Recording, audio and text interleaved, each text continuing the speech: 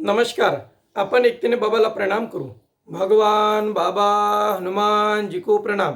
महान त्यागी बाबा जिमदेव जी को प्रणाम. परमात्मा एक. नमस्कार. सर्व सेवक सेविका कुमार कुमारिकांना नमस्कार. परमात्मा एक कार्यक्रमात आपण सर्व सेवक सेविका कुमार कुमारिकांचे हार्दिक स्वागत आहे. नमस्कार. तर मंडळी, आपण आपल्या कार्यक्रमामध्ये सेवक असावा असा या विषयावरती चर्चा करीत आहोत. उर्वरित भाग आपण आज सादर करीत आहोत. तर आपलं कंटिन्यू सेवक असावा असा हा विषय आपला सुरू आहे आपल्या कार्यक्रमात. तर समोरील आपण भाग या कार्यक्रमात सादर करीत आहोत. या पृथ्वी तलावावर मनुष्य प्राणी जन्मलेला आहे, पण प्रत्येक मनुष्य चांगल्या विचाराने चालतो असे नाही. तर प्रत्येकाचे विचार वेगवेगळे आहेत. आपण सर्वांना माहीत आहे की या भूतलावरती, या पृथ्वी तलावरती मानव एकमेव बुद्धिजीवी प्राणी आहे. ते सर्वच एका विचाराने चालतात असे नाही. प्रत्येकाचे विचार वेगवेगळे आहेत आणि सर्वांची राहणी त्यांच्या परी आहे.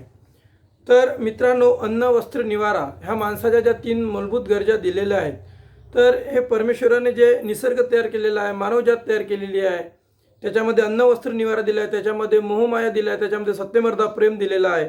ते प्रत्येकाची जे राहणीमान आहे, प्रत्येकाची जी वागणूक आहे, प्रत्येकाच्या परी त्यांच्या परी आहे. सत्य परमेश्वर आहे आणि परमेश्वर सत्य आहे. शब्द भगवान आहे आणि शब्दच भूत सैतान आहे. महान त्यागी बाबा जिमदेवजी यांच्या शिकवणीप्रमाणे आपण सर्वांना माहीत आहे, शब्दच भगवान आहे, शब्दच सैतान आहे, शब्दच भगवान आहेत आणि शब्दच शैतान आहे. तुम्ही कोणत्याही व्यक्तीसोबत जर आयुष्यात नम्रपणे, सहनशीलते आणि संयम ठेवून नमस्काराने जर व्यवहार केला तर तुम्हाला जीवनात कधीही अडचण जाणार नाही. जर तुम्ही याच्या अपोजिटमध्ये जर आपण व्यवहार केला तर जीवनामध्ये तात्पुरती अडचण दिसणार नाही, परंतु कधी ना कधी समोर ती अडचण कायम राहणार. ती अडचण कायम समाप्त आणि नष्ट करण्यासाठी माणसाला शब्द हे फार शिकून घेणे फार गरजेचे आहे. शब्द, जसं महान त्यागी बाबा जिमदेवजींनी सांगितलं आहे की परमेश्वर सत्य आहे आणि सत्य परमेश्वर आहे. तर परमेश्वर सत्य आहे. सत्य हाच परमेश्वर आहे आणि परमेश्वर सत्य आहे. सत्य नेहमी कटू असते हे आपल्याला माहीत आहे, परंतु जसं सत्य एखाद्या ठिकाणी काही घडलं तर सत्य हा फार उशिरा येतो, सत्याचा विजय होतो, पण शेवट तिथपर्यंत खोटं नाटक वगैरे का चालवते चालतात, परंतु शेवटी पूर्ण वेळ आणि काळ आल्यानंतर सत्य आपोआप समोर येतो. म्हणून शब्द हा सैतान आहे आणि शब्दच हा भगवान आहे. शब्द भगवान आहे, शब्द सैतान आहे. तर शब्द बोलताना सांभाळून बोलणं जरुरी आहे. जर आपण नमस्कार, संयम, सहनशीलता आणि सत्यमर्दा प्रेमाच्या वागणुकीने जर शब्द बोललो तर आपण यशस्वी कुठे होऊ शकतो. जर आपण मोहमाया अहंकाराने आणि संयमशीलता नमस्काराच्या विरोधात जर जाऊन आपण बोललो तर अडचणी तयार राहतील. आणि म्हणून शब्द जर आपण सांभाळून बोललो तर आपल्यासमोर कसल्या प्रकारची अडचण येणार नाही, कसल्या प्रकारची अडचण निर्माण होणार नाही. तर मंडळी, याबरोबरच शब्द भगवान आहे, शब्द सैतान आहे, परंतु मानव आहे. मानव हा मानवच आहे. तो चांगले काम करतो, तोच वाईट काम करतो, तोच महात्मा भगवान बनतो, तर तोच भूत बनतो. म्हणून सेवकच तत्वशब्दांचे पालन करतात असे नाही. काही सेवक फक्त मानव धर्मात मर्यादित आहेत, तर काहीमध्ये मोहमाया अहंकार आहे. म्हणून त्यांच्या अंगी वाईट गुण असतात. त्यांच्याजवळ शिकण्यासारखे काहीच नसते. म्हणून सतत आपली व आपल्या मानव धर्माची बदनामी करत असतात आणि आपल्या प्रगतीचे पंख मागे आणतात. आता जे उद्धार आपल्याला या मार्गात मिळालेला आहे, ती उडान, ते पंख आपण आपल्यातील काही माणसं जे वाईट मार्गाने चालतात, वाईट मार्गाने कार्य करतात, ते थांबवतात. परंतु तुम्ही काळजी करू नका. जर तुम्ही सक्षम आहात, महान त्यागी बाबा जिमदेवजी यांची कार्यप्रणाली तुमच्या जवळ आहे आणि महान त्यागी बाबा जिमदेवजी यांची शिकवण तुमच्या जवळ आहे, तर तुम्ही या गोष्टीकडे लक्ष असू द्या आणि जे बाबांनी दिलेले नियम आहेत ते आचरणात असू द्या. तर कसल्याही प्रकारची अडचण जाणार नाही. आता महान त्यागी बाबा जुमदेवजी यांनी जो मार्ग या ठिकाणी काढलेला आहे हा योग्य काढलेला आहे. बाबांची एक म्हण होती, अपत्नी करणे उतारो पार, बाप बेटे का कोण विचार. स्वतःचे कर्म इथे स्वतः करावं लागतात. कोणाच्याही कर्मावर आपल्याला कर्म होत नाही. म्हणून स्वतः आपण मी बरेचदा बोललो आणि आता पुन्हा रिपीट करण्यापेक्षा तुम्हाला माहीत आहे की स्वतःचे कर्म स्वतःला करायचे आहेत. तर दुसरा माणूस जर चोरी करत आहे, जर खोटं बोलत आहे, आपला कर्म आहे जर आपल्या लक्षात आलं तर आपण त्याच्यासारखे आपण करणे हे योग्य नाही. तो जर चोरी करत आहे, खोटं बोलत आहे, वाईट मार्गाने जात आहे तर त्याला आपण मानव धर्माच्या शिकवणीवर आणण्याचे काम कर्तव्य केलं पाहिजे. आपला एक मानव धर्माचा आपला एक उद्देश सांगतो, मानवाने मानवासारखे वागावे. पण तो जर वाईट करत असेल, एखादा माणूस जर वाईट करत असेल तर मग आपण वाईट वागणे हे तर नाही ना. एखादा माणूस जर वाईट करत असेल तर तो माणुसकीने वागत आहे का? नाही, तो सैतानीने वागत आहे. म्हणूनच मनुष्य हा मानव आहे, मानव हाच मानव आहे. मानवच भगवान आहे आणि मानवच सैतान आहे. नर भगवान है, नर शैतान है, नारी देवी है और नारी चुड़ैल भी है. जो नारी सत्य मर्दा प्रेम का बर्ताव करती है और अपना परिवार, अपना पति, अपना परमेश्वर समझकर अपना समाज में जो अपनी महत्वाकांक्षा की भूमिका अपनी निभा रही है और अभी भी वो सत्य मर्दा प्रेम से बर्ताव करके स्त्री नियम का पूरेपूर पालन कर रही है, वो अभी भी स्त्री कुछ अपने देव धर्म से, देवी देवताओं से कुछ कम नहीं है. लेकिन जो स्त्री अपने नियम से मानव धर्म के विरुद्ध में कार्य कर रही है, अगर मार्ग में है वो और कार्य नहीं कर रहे और विरुद्ध में कार्य कर रहे हैं तो वो नारी देवी नहीं है, वो चुड़ैल के रूप में गिना जाएगा. अब नारी को ये बात समझना चाहिए, नारी को नारी बनना है या नारी को अच्छी नारी यानी वो नारी है, उसको उस नारी को भले ही वो देवी बन नहीं सकती लेकिन वो नारी तो बन सकती है. उसको अच्छी नारी बनना है या बुरी या चुड़ैल नारी बनना है, ये नारी ने सोचना चाहिए. इसीलिए हर नारी का भी ये कर्तव्य है, हर नारी का ये कर्तव्य है. उसने मार्ग में जो दिए हुए तत्व शब्द नियम है और बाबा ने दिए हुए जो तीसरा नियम में जो दिया है, स्त्रियांनी मुलांना व पतिदेवाला वाईट शब्दात बोलू नये, और बाबा ने जो इस मानव धर्म के प्रति स्त्री को जो आई वाराणसी ने जो नारी लोगों को सिकवन दी है उसका तंतोतंत पालन करना ये जरूरी है. लेकिन कभी कभी इस मार्ग की सेविका भी, जैसा हम हर बार सेवक को नहीं कह सकते हैं, लेकिन इस मार्ग की कुछ सेविकाएं तत्व शब्द नियम से नहीं चलती. सेवक तो नहीं चलती लेकिन सेविका भी नहीं चलती है. सिर्फ मार्ग में परमात्मा एक नाम का सेवक और सेविका कहने तक ही रहते हैं. बाकी वो मार्ग से कोई कार्य से या चर्चा बैठक या भगवत कार्य से लेन देन नहीं रखते. लेकिन जो भगवान को नहीं मानेगा तो भगवान उसे कैसा मानेगा. लेकिन जो भगवान को आपने वचन दिया है, आप भगवान से छुटकारा पाने के लिए भगवान को भूल जाएंगे. लेकिन भगवान को जब आपने एक बार वचन दिया तो उसी टाइम में भगवान ने आपको भी वचन दिया. भगवान आपसे दूर नहीं जाता, भगवान आपके पास ही रहता है. लेकिन जब मुसीबत खड़ी होती है, जब मुसीबत इंसानियत पर या कोई नारी या नर पे आगे जब मुसीबत खड़ी होती है और तब वो भगवान को चाहता है या भगवान को बुलाता है तो भगवान समय पर उसके दुख दूर क्यों नहीं करता. तो यही इसका कारण है, क्योंकि हम लोग भगवान को सच्चे दिल से नहीं मानते. और जो नर या नारी भगवान को सच्चे दिल से मानते हैं वही सेवक भगवान को, परमात्मा के प्रति जो प्रेम करते हैं वही सेवक भगवान की कृपा, भगवान के अनुभव आत्मसात करते हैं, उनको मिलते हैं. और भगवान सदैव उन सेवक को किसी भी मुसीबत में, सबसे क्यों बड़ी क्यों ना मुसीबत हो, उन सभी मुसीबतों में उसको निकाल कर उसको अच्छा जो योग चाहिए वो योग भगवान देता है. भगवान ये शब्द कुछ कम नहीं है, भगवान के पास कुछ कम नहीं है, भगवान के पास सब कुछ है. लेकिन भगवान के पास जब सब कुछ है फिर मानव के पास क्या है? तो मानव के पास है मानव की इंसानियत, मानव के पास है मानव की मानवता। तो मानवता को समझना इस मार्ग में बहुत बड़ी बात है। मानवता को समझना यह बहुत बड़ी बात है। इसीलिए हर नारी को, हर नर को यही मेरा संदेश है, जो हमें वैचारिक क्रांति का मार्ग, परमात्मा का मार्ग बाबा जुमदेव जी ने वैचारिक की राह पर दिखाया है। जो तत्व शब्द नियम हमें दिए हैं उनको हमें अभी समझना है। अभी भी कुछ हुआ नहीं, लेकिन अभी भी हम जागरूक नहीं रहे। अगर हम सो गए तो हमें उठाने वाला कोई बचेगा नहीं।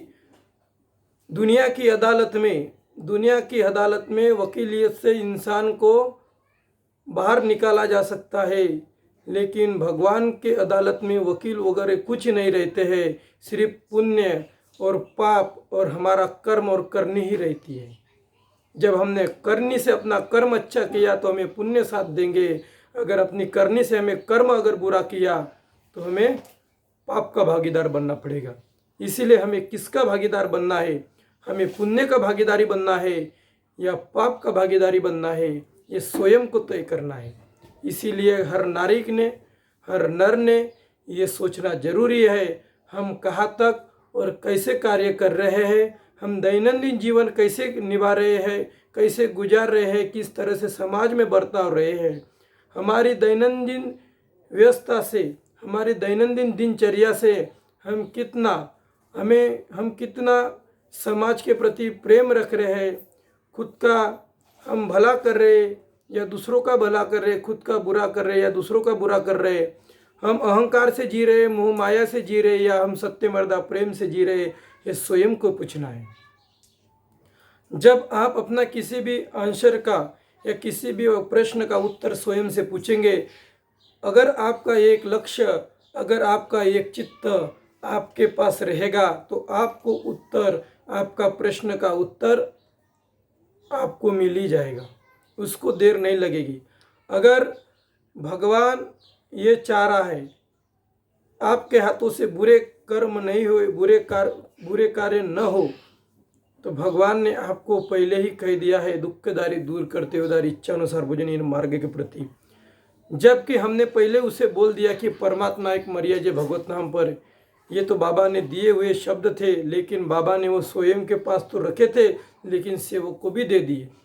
इसीलिए बाबा ने बोलते दो तत्व भगवान के दिए तो भगवान ने दो तत्व बाबा को दिए। उसी तरह जिस दिन हम इस मार्ग में मरे हैं और जैसा ही हमारा त्याग का कार्य पूरा हो गया है, त्याग का हवन कार्यक्रम पूरा हो गया है, उसी तरह जिस तरह बाबा जुमदेव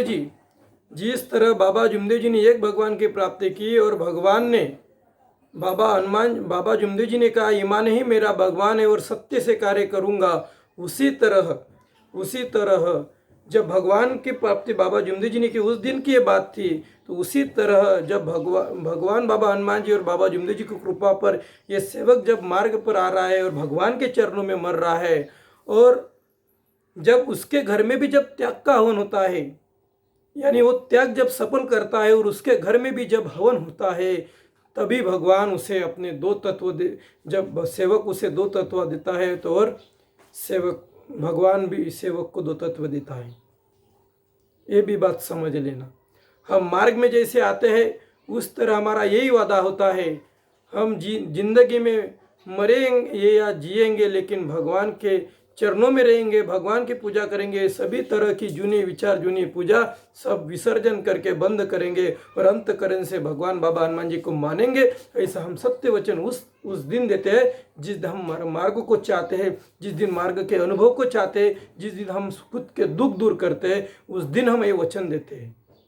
लेकिन समय निकलने के बाद ये वचन हम भूल जाते हैं और आगे का कुछ सोचते ही नहीं है। लेकिन आगे सोचने के लिए, आगे कुछ निर्माण करने के लिए इस मार्ग के जो सार है, ये सीखवन है, कल के अनुभव में हमें अनुभव आया कि ये सब हमें सीखना जरूरी है। इसीलिए एक शब्द से ये सब अनुभव खड़ा होता है। तो भगवत शक्ति इस मार्ग में सदैव जागृत है, अभी भी जागृत है, आगे भी जागृत रहेगी, कल भी जागृत थी, आने वाले कल में भी जागृत रहेगी। भगवान शक्ति को कोई कुछ कर नहीं सकता है। भगवान के साथ लड़ना, भगवान के साथ समय बिताना ये छोटी बात नहीं है। आपको पहले खुद के साथ लड़ना होगा, फिर समाज के साथ लड़ना होगा। लड़ना यानी किसी के साथ विरुद्ध नहीं करना है, हमें अच्छे विचारों को प्रति लड़ना है, समाज के प्रति अच्छे कार्य के प्रति लड़ना है, यानी हमें जागरूक रह के कार्य करना है। जब आप मानव सेवा करेंगे, अपना प्रपंच संभाल कर आप भी मानव सेवा करेंगे, तब आपको अपने आप ये बात की सहानुभूति, अनुभव सब कुछ आपको अपने आप मिल जाएगा। तो इसको थोड़ा टाइम लगता है सेवक लोग, ये सब बातें करना इतना यानी जल्दबाजी का काम नहीं रहता है, इसे थोड़ा समय लगता है। और ये समय से वही पुरुष कर सकता है जिसके पास सत्य मर्यादा प्रेम है। इसीलिए मैं ज़्यादा बहुत बड़ी संकल्प में यानी बहुत बड़ी वाक्य रचना में नहीं बताना चाहता, मैं कुछ चंद शब्दों में बताना चाहता हूँ। शब्द यही भगवान है और शब्द यही शैतान है। जो नर अच्छा कार्य करेगा वो भगवान का सेवक बन के जिएगा, और जो बुरा कर्म करेगा वही शैतान का भागीदार बन के जिएगा। मैं शैतान का सेवक नहीं कह रहा हूँ। जो अच्छा कार्य करेगा वो भगवान का सेवक बनकर जिएगा, लेकिन जो बुरा कर्म करेगा वह शैतान यश से जिएगा। इसीलिए हमें अच्छा कार्य करना है और भगवान के दिए हुए तत्व शब्द के नियम पर चालना आहे। तो मंडळी, या अनुभवाने आपण आपल्याला ह्या गोष्टी मिळतात। म्हणून या मार्गामध्ये बाबांनी सांगितलं, कुठल्याही देवापेक्षा या मार्गातील नर कमी नाही आणि कुठल्याही देवीपेक्षा या मार्गातील नारी कमी नाही। म्हणून मंडळी, आपण यामध्ये हा एक संदेश सेवकांसाठी घेतलेला आहे। तर मंडळी, आपण आपल्या पुस्तकामध्ये बघू काय लिहिलं आहे समोर आपल्या जे सेवक असावा इथे। तर काही सेवक फक्त मानव धर्मात मर्यादित आहेत, तर काहीमध्ये मोहमाया अहंकार आहे, म्हणून त्यांच्या अंगी वाईट गुण असतात, त्यांच्याजवळ शिकण्यासारखे काहीच नसते, म्हणून सतत आपली व मानव धर्माची बदनामी करत असतात। म्हणून जे सेवक, जो लोग बुरे विचार से चल रहे हैं, जो एक नामदारी बन के जी रहे हैं, उनके हिसाब से मानव धर्म कैसा हो रहा है और कैसा हो गया ये सोचो। परंतु या लोकांमुळे मानव धर्माला काही तसा फरक पडत नाही। मानव धर्म चालवणारा भगवान आहे। मानवाने फक्त ज्या मानवनिर्मित गोष्टी होत्या त्या अडचणीत आणून ठेवलेला आहे।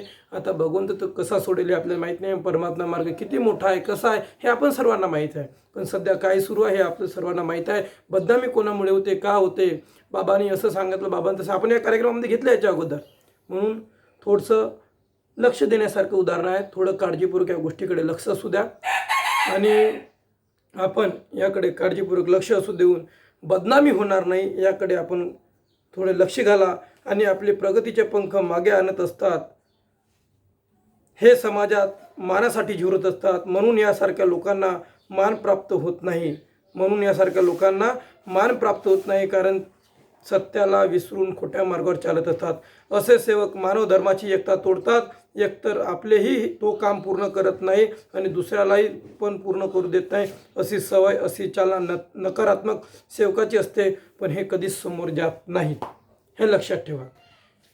जे सेवकसाठी जगत नाहीत ते लोक स्वतःची बदनाम करतात, दुसऱ्याची बदनाम करतात आणि समाजात पण स्वतःही चांगले करत नाहीत, दुसऱ्यालाही चांगले करू देत नाहीत।